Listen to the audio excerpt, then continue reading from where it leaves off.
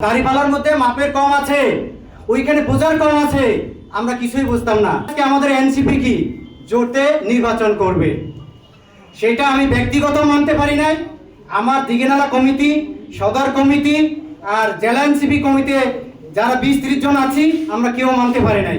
সেটার জন্য আমরা এনসিপি জেলা কমিটিকে অ্যাভয়েড করে পদত্যাগ করে আজকে জাতীয়তাবাদী দল বিএনপিতে অংশগ্রহণ করে যোগদান করি।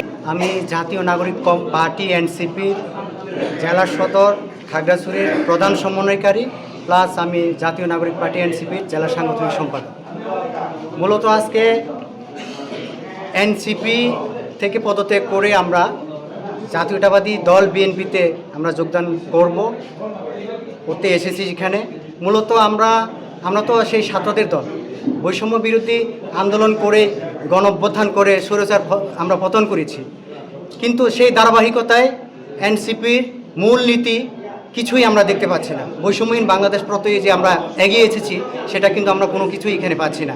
তাই আমরা মেনে নিতে পারছি না যে যেহেতু দাড়িপাল্লা জামাতের সাথে যে কমিউনিকেশন, জামাতের সাথে যে জোট, এটা পার্বত্য অঞ্চলবাসী কখনো মানি না, মানব না। সেই ধারাবাহিকতায় আমরাও মানি না।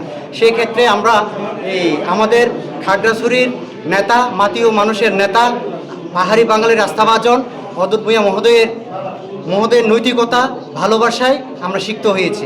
তাই জাতীয় নাগরিক পার্টি এনসিপিকে আমরা ওইখান থেকে পদত্যাগ করে আমরা জাতীয়তাবাদী দল বিএনপিকে আজকে যোগদান করব।